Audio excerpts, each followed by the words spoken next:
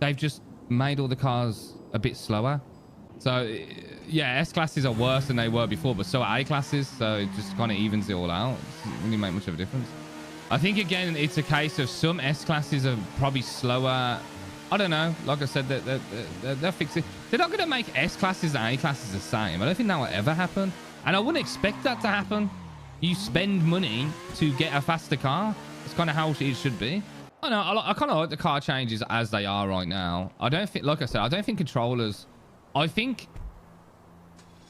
removing the controller is going to benefit... Obviously, it's going to benefit mouse and keyboard players, but I don't think it's actually going to change the racing scene.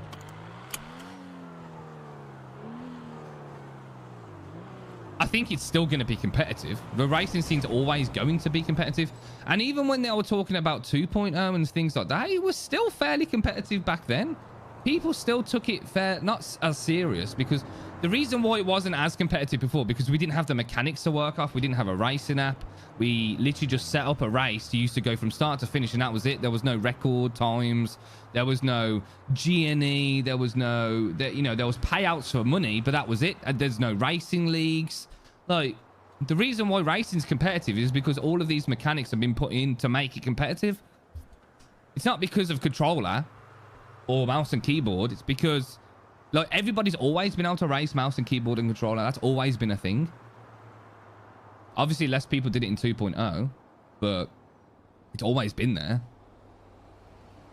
It'll be more competitive now, but also more even. Yeah.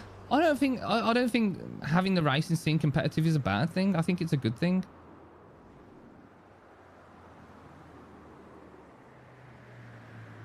Yeah, I've seen Summit back to NoPixel. He'll just be hanging around with his bubble though, so we might see him at Maldini's.